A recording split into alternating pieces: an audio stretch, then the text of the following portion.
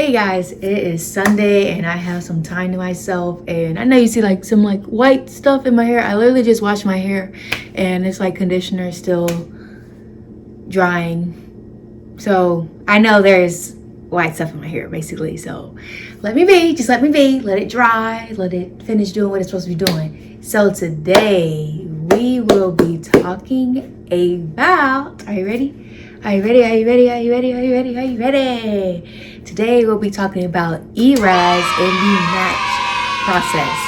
Needless to say, I am not an advisor, I am not your counselor, and I am not part of the match people or ERAS or ECFMG. I'm just giving a little bit of tidbits about my experience and some things to look out for. You will direct all, unless it's something that I can answer, please direct your questions to your clinical advisor because they are the ones that do this every year. I'm just basically giving you some pointers and some things to look for towards your match cycle and your application. So let me pull out my handy dandy notes.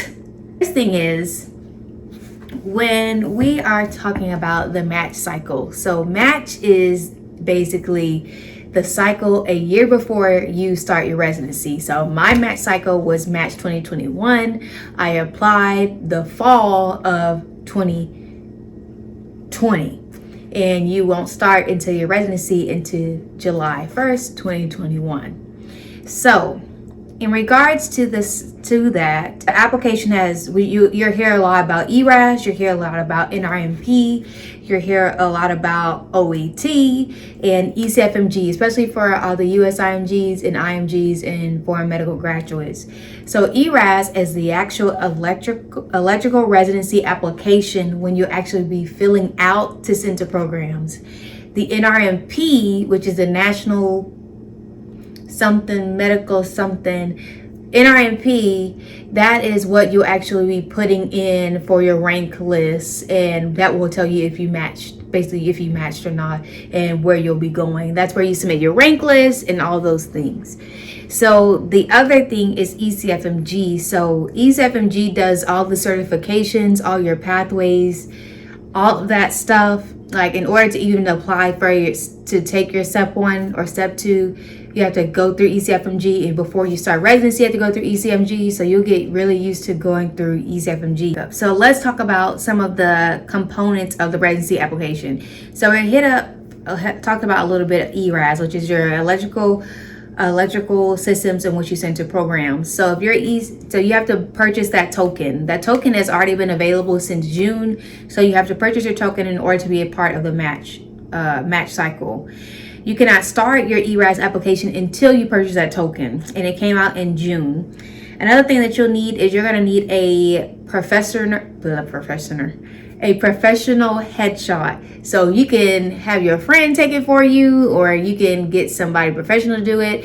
My school, Ross University School of Medicine, actually paid for our headshots, and that's where I got my headshots from. Some people also went to JCPenney, or they found another photographer in order to do professional shots. That is a professional shot. It's not one of your selfies. It's not one of your girlfriends, you going out. That picture was the same picture that is currently on my Piedmont residency. Like, hey, my name is Dr. Walls. That is the same picture. So pick a picture that you want people to see. Don't pick a picture that you don't like. That's all I'm saying. So the other thing is, you're going to need a personal statement. You're going to need your ECFMG certification pathway, letters of recommendation. You'll probably need around 3 to 4, depending on what specialty and how many specialties you apply for. You'll need your USMLE transcript, which will be through my ERAS after you purchase your token. And then you have to have, essentially, if you are a USIMG and Step 2 CS is no longer there, a part of become ECFMG certified, in order for you to be a part of the match and start your residency, you have to have like an attest from your school that says that, hey, you meet the criteria from a clinical perspective. And depending on what your school requires, they will tell you what they need. Like for Ross, you have to take a practice Step 2 CS, as well as you have to pass certain core rotations, like you have to pass all your core rotations, and you have to do that practice Kaplan Step 2 CS. So you have to do that in order for them to say that, hey, you have the clinical skills in order for you to become a physician. You also need your RUSM transcript or your medical school transcript, and then you need your MSPE, which is basically a summary of all of your evaluations from each and every rotation. So let's dive into ECFMG pathways. So to enter residency as an IMG, you have to be ECFMG certified. So in order to be certified by ECFMG, it is required to have to pass step 1 and step 2 CK, as well as step 2 CS. I'm not 100% sure. Look, I'm not ECFMG. I'm not 100% sure. Like, if you passed or failed in the past, I'm not sure. But from what I was reading, it was mainly step 1, step 2 CK, but double check on ECFMG website. With the suspension of step 2 CS, as I stated before, ECFMG has created certain pathways to allow qualified IMGs who have not taken or passed step 2 CS to meet the requirements. So, like I was saying, like you say, for instance, you didn't pass step 2 CS, there are other pathways for you to get to become ECFMG certified. And one of those things that is provided by Ross, you have to take a practice step 2 CS, which is Kaplan CSA exam. The Kaplan CSA exam is basically like step 2 CS, and you have to basically pretend that you are the physician and you're talking with a patient, and you have to talk with them, you have to interview, you have to do a physical exam, and you have to write a note, and there's multiple cases that you have to do. Some people call it OSCEs, but that's what it basically is, but it's by Kaplan. So as a raw student, you have to pass that, and you have to do some other things, which I'll hint on. So some of the things that, in order to be eligible for your eligibility for all pathways, you have to not prohibited for taking USMLE from like August 1st, 2020 to January 31st, 2021. You have not been registered for any USMLE step or subcomponent since January 1st, 2018. You have not failed step or any component step 1, step 2 CK, or step 2 CS 2 or more times in order to be eligible for ECFMG certification pathways. For more information, just go to your site and they will be able to help you more specifically. I, again, am not ECFMG, so I'm just giving you information to look out for. Okay, so for Ross and a lot of US IMGs, they're eligible for pathways 3 through 5. So things in order to complete for ECFMG pathway, it's an online application, and the online application is already open. I think it's been open since May or April of this year. And the pathway 6, I believe, opened this month, or it will be opening next month. Please check ECFMG. And then the other things in order to be certified is you have to do the application. Make sure you complete the application, okay? There's been some people where they've gotten all the way to the match and they did not complete it, and they were not eligible for the match because they did not complete the entirety of the ECFMG application. So complete the ECFMG application. Complete the OET test, which is the occupational English test. That test, regardless if you are a U.S. citizen, born and raised, that English is your first language or your only language, you have to take this exam. I have an entire video on how I studied for OET, how the process was for OET on a whole separate video, which I'll link down below or put somewhere over here, okay? So you can see exactly how I did it. That test is very important for your certification, and you have to be very careful with these kind of tests because they have delays on releasing exam scores, and there's certain all these requirements are due by a deadline. So say, for instance, you say, hey, I want to take it in September. And you're like, okay, cool. That gives me a gauge from basically September to December that if I don't do as well as I want to, or I don't pass the exam for OET, you have time to retake it, because those exams take up to like 30 days to come. I think like almost 30 days to come back. And last year there were a lot of delays. So you don't want to wait till like December and the deadline is maybe January or December 31st and you get it December 30th that you failed. You want to always be 2 steps ahead of the game regardless. So I would say taking that exam early. The other thing is for ECFMG certification, you have to, I know for Raw specifically, you have to complete and pass your internal medicine, your surgery rotation, your OB rotation, and you have to complete the Kaplan CSA. And in order to receive the ECFMG attestation, like say, hey, this person has the clinical skills in order to be certified, all that has to be done by January 30th, 2022. January 31st, 2022. So a recap. ECFMG Pathways is a way for you to become certified in order to participate in a U.S. medical residency. There's different pathways depending on what school you are from, or if you're a foreign medical graduate or a U.S. IMG.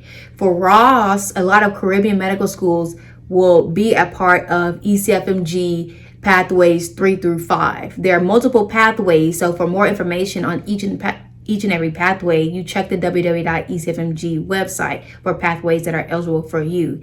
Specifically for Ross, you have to complete the ECFMG application. That's for anybody, but Ross. Okay.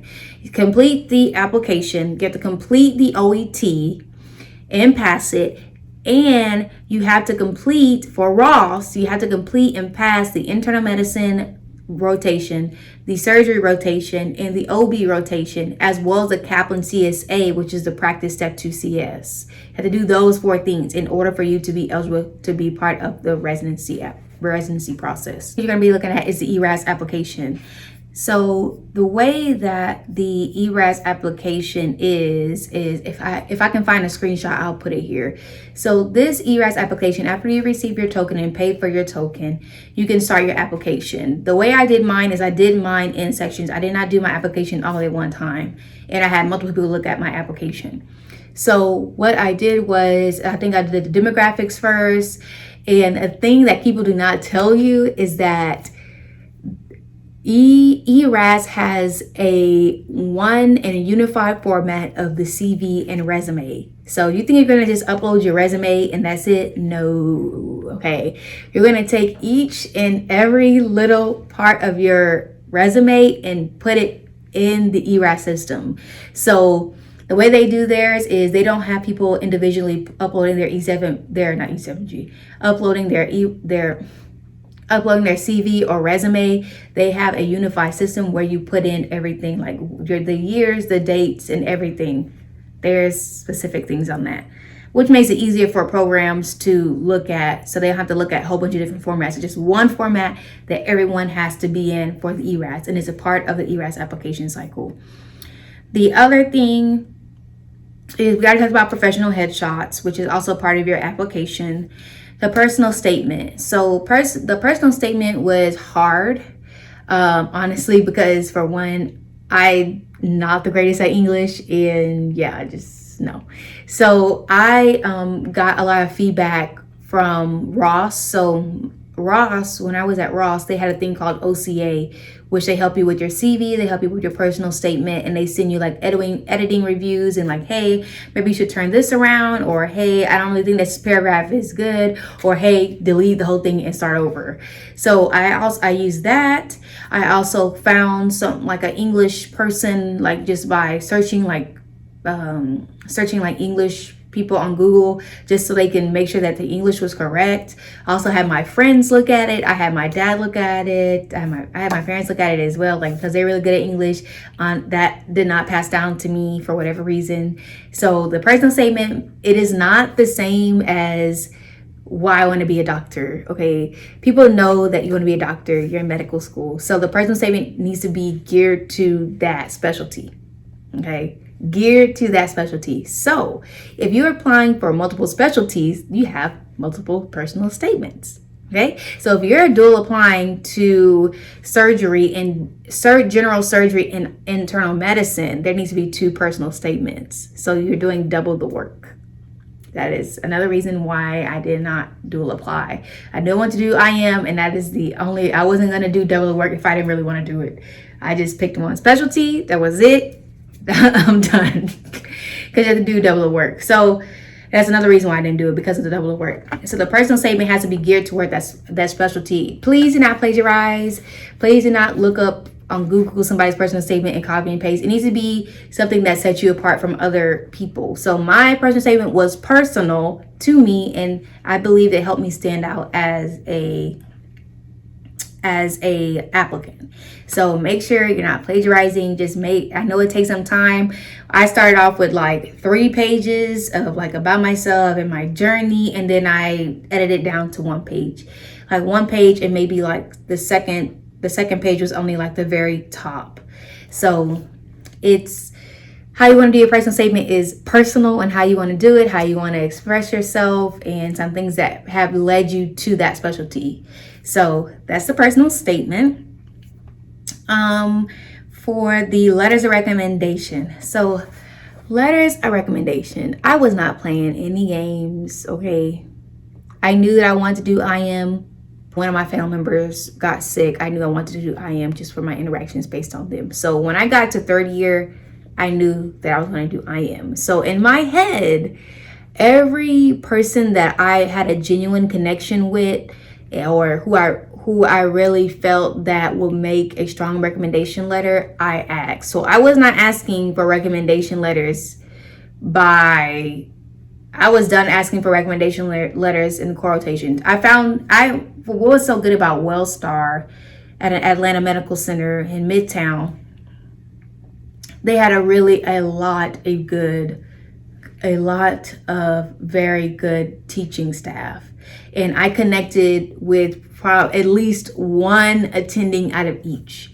So of course, for me, since I applied for internal medicine, sure when you ask someone that you have an idea, because you can have an idea of if the person is kind of feeling you, you know what I'm saying?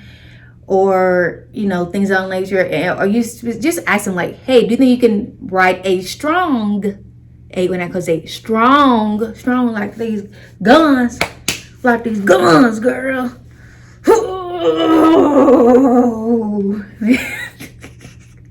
Write a strong recommendation letter, because they're going to be speaking on your behalf, okay? So ask them to make a strong recommendation letter. If they say yes, okay, great. If they don't, if they say no, then that's fine.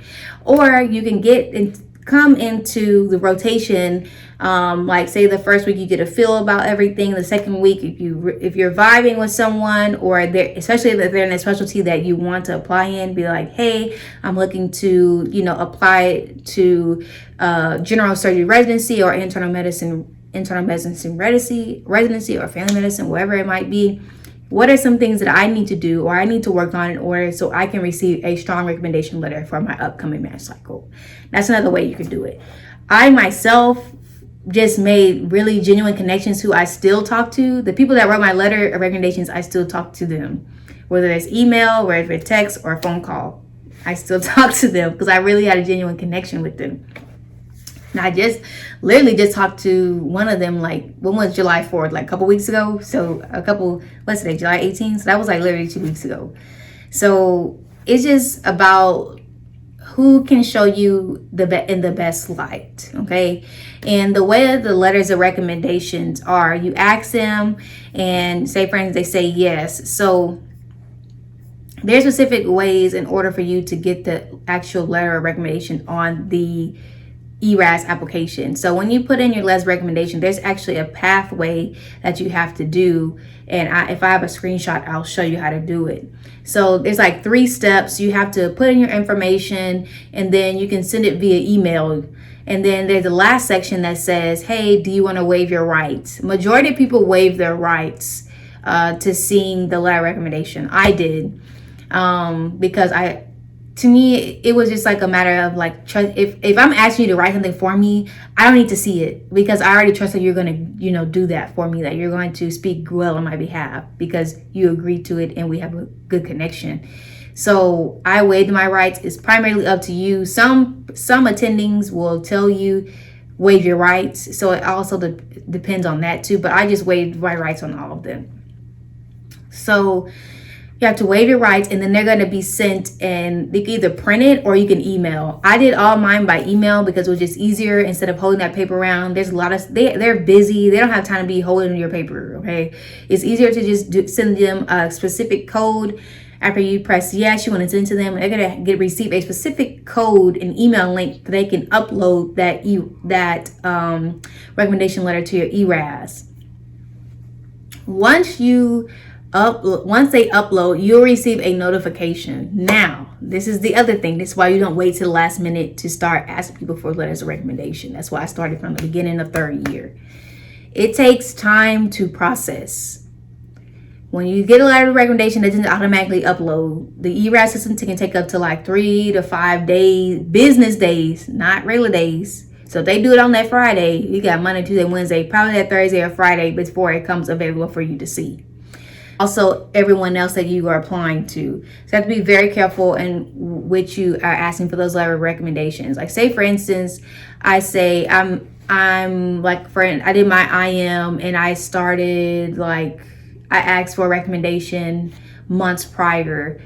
So when you're asking for recommendation letters, you just don't want to be asking people and then just pop up like 6 months later, like, hey, where's my letter of recommendation? Like, when I say I make genuine connections, I still talk to them, these people now.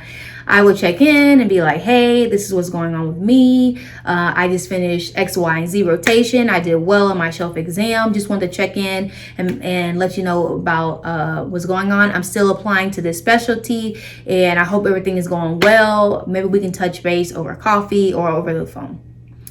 Simple, easy. And because another thing is you want people to, you don't want to just show up when you need something either.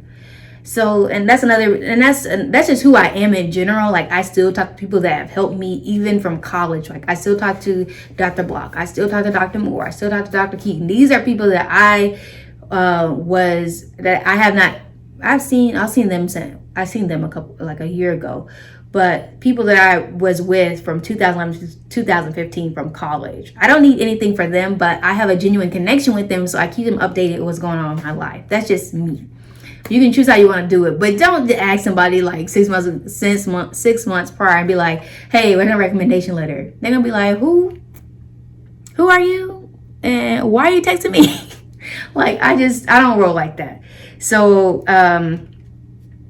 just be careful with that. And so say, for instance, they say, hey, I have the letter of recommendation, and you don't have your ERAS token, just have them save it, and then they can just simply update it a little bit, and then refresh it, put a new date after they refreshed it, and then they can upload it. So another thing about letters of recommendation is some programs, that's why you want to research a program. You don't want to just be clicking.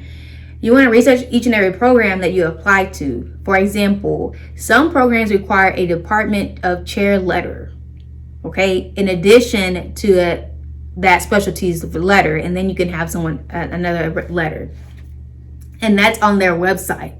So if you have, okay, I'm just going to apply and just send all my recommendation letters out, and say, for instance, on their website, they have a department of chair letter. You think you're going to get an interview? You can't even follow simple directions. So you want to go to specific on applications on each and every one that you apply to. You want to look on there. Not only if you're looking for your step 1 and step 2 score, but you want to look and see what type of recommendation letters that they are requiring. If you are a foreign medical graduate or an internal medicine graduate, you want to see what type of visas that they accept as well, because there are specific visas that they may accept and some that they will not accept. So you also want to find that information on their website. So just don't be just willy-nilly applying to programs and just sending out all these recommendation letters, or just sending these stuff to people and they won't even accept your visa. You have to be very strategic on where you are applying. So that leads me into how many applications did I send, and how did I do it? So I sent out, I believe, 200 applications. So as a USIMG, they will tell you to send like between 100 to 150 to 200 programs. Some people even apply more because they're applying to 2 different specialties. I myself, I knew I wanted to do internal medicine, so I only applied for internal medicine. So, and that cost, you're going to be hurting. I'm sorry, but your pockets are going to be hurting. Another way that you can see how much money is it going to be on ERAS, On AAMC, if you just type in ERAS calculator, they actually have a calculator. If you say, hey, I'm going to apply for 80 programs, they'll tell you the cost. So that's another thing to look out for, because just applying to these programs are expensive.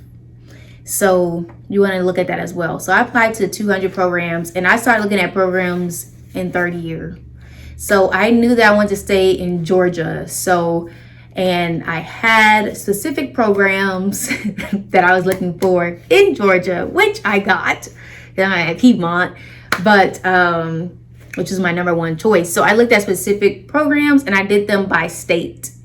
I knew that I didn't want to go to Alaska. I know I didn't want to go to Colorado. I know I didn't want to go to Wyoming or what place. I didn't know even though I was born in Honolulu, Hawaii, I didn't want to go back to Hawaii. Okay, it's too far. It's all the way in the middle of the ocean. I would have to take a whole 12-hour, flight back home. I didn't want to do that. So I started in third year. If you're sitting on time, just go in a regional direction. If you say, hey, I want to do the Southeast, you could use Match a Resident or Frida website, and you can go and pick and click, hey, I'm applying to internal medicine and I'm looking at these states, and they'll pull up everything for you. Match a Resident actually has a thing where you can put in your step scores as well as the region that you want, and they will match you specifically to those programs.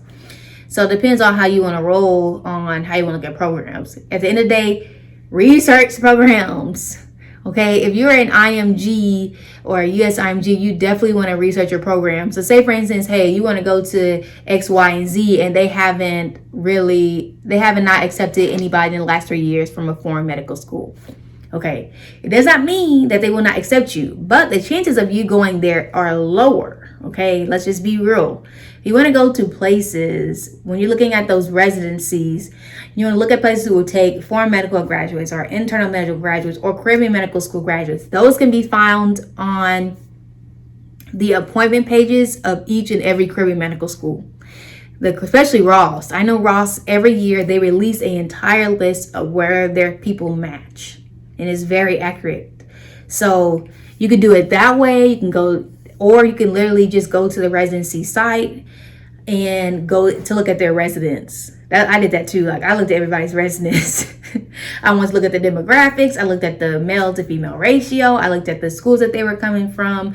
So that's another reason. That's another way of how I looked at where I was going to apply. I looked at region. I looked at male female ratio. I looked at demographics. I looked at do they take foreign medical graduates? Do they take IMGs? Do they take US IMGs? I looked at community things that were important to me. I looked at that. I had like 10 or 15 things that I looked at for each and every program that I applied to. So that's how you apply. So once you finish your application and you have all your letters of recommendation, and the timeline for that for me is, I believe that the application opens September 1st and then it becomes available for all programs like September 28th or 29th. By the last day in August, you want to have all your stuff in. That's just my rule. Everything in, all your letters of recommendations, all your step scores, everything needs to be in by that last week of August. At the latest, the day before September 1st. It needs to be in, because by September 1st, you're just going to be able to click, certify your application. That's it. By that time, you just want to be focusing on how you come off on interview, doing practice interview, because on September 29th, regardless if you press certified on September 1st, September 3rd, September 15th, my birthday, or September 27th, it's going to say it was submitted on September 1st. Like, it doesn't matter. But I'm saying if it opens September 1st, you want to be able to hit submit, certify, and be done and focus on the interview portion. Okay? So when on September 29th, those applications are sent out to every program that you have applied to. Okay? And in addition to that, the day after, you get the MSPE. So the MSPE is basically a summary of your entire performance of all your rotations. What your preceptor said about you, what was your grade on your shelf exams and stuff like that. That's going to be available to them too. And that's something that your school will upload to your ERAS application, and they have to certify that. And they will be seen by all the programs. Now, when you be careful about, now I'm not saying rush to take an exam and then you don't do well and then you're mad because you were rushing the exam just so you can be on time. Okay, I'm not saying that. What I'm saying is be very cautious of taking exams on a short period, because a short timeline closer to September. You really want to take it by the end of July, at the latest, the beginning of August. Because there could be STEP scores delays, there could be OET exam delays, and you don't want a program to be held off on you because you don't have all the components of your application. You want all the components of your application in order to help you be seen. Because a lot of like, say for instance, you are applying to X, Y, and Z. X, Y, and Z has certain parameters that they'll weed you out on. Whether that's step 1, whether that's step 2, whether if you're an IMG or you don't live here. They have different parameters for each and every application.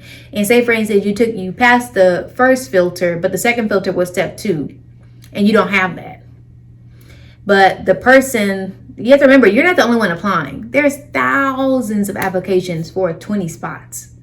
So you want to have your best foot forward. You want to have all your stuff in, because you don't want to be filtered out just because you didn't have everything you needed for your application. That's basically what I'm saying. I'm not saying rush to take your exam. I'm saying you want to make sure you have everything ready for the application. So when they get your application, they have the whole picture. They got your step 1, they got your step 2, they have your transcript from school, they have your ECFMG stuff together, they have your MSPE, they have your letters of recommendation, they have everything they need. So when they look at you, they say, hey, I want to have this person for an interview, or hey, I want to hold off on this person, let me put them on a wait list, or hey, I don't really think they're best for our program, I'm not going to do it. You want to be able to show everything. It's like for example, if I walked in and I had all my stuff together and I forgot my pants at home, you'd be like, can you come back with your pants on? You know, so it's just like, oh, I forgot my shoes. Or you came all the way to work without your shoes. Can you go get your shoes and then come back and then we can talk about what's going on? So it's just, you want to present yourself in the most complete way as possible. I'm not saying don't rush to take the exam. Basically, you're going to have yourself together. Now, let me make sure I touched on everything in regards to that. Yeah, I mean, that's basically it. So, yeah. So, as an overview, the things that you're going to be working with, you're going to be working with ECFMG, you're going to be working with ERAS, you're going to be working with NRMP. ECFMG is a way that you will become certified in order to start your residency, and they have specific pathways, which you can look up on www.ecfmg.com or .org. They also have the ERAS application that opens, and you have to purchase your token in order for you to submit your application. You cannot start on your application before you purchase that token, which is available in June of this year. You also have NRMP. NRMP are the computer that does the algorithm to say, hey, you matched, hey, you didn't match, hey, you matched here. That NRMP is all the way in March. Okay. And then the other thing was your letter recommendations. Make sure that you look at each and every residency that you apply to. What other recommendations? Do they need a department letter? Do they need a department letterhead? Department of chair letter? Or do they just need two specialties, or they need at least one specialty specific and the other two could be from somewhere else? The other thing that we talked about was personal statement. Make it personal. Do not plagiarize. The other thing, we talk about professional headshots. Go to JCPenney or get somebody professional, because that is going to be displayed to everyone. Do not take a selfie and take a selfie with you and your girlfriends and upload it. No, you want to make professional, because they're going to put the face to the application. The other thing is, main thing is making sure you have all your eggs in a basket prior to before they can see your application. Okay, so that's basically it, and how you get ready for your ERAS and your application and all of that stuff. And I really hope you enjoyed this video, and I wish everyone the absolute best. I know that it is stressful, it is, you know, mentally exhausting, it is exhausting to your pockets, okay? Because I know I was super broke and asking my people for some help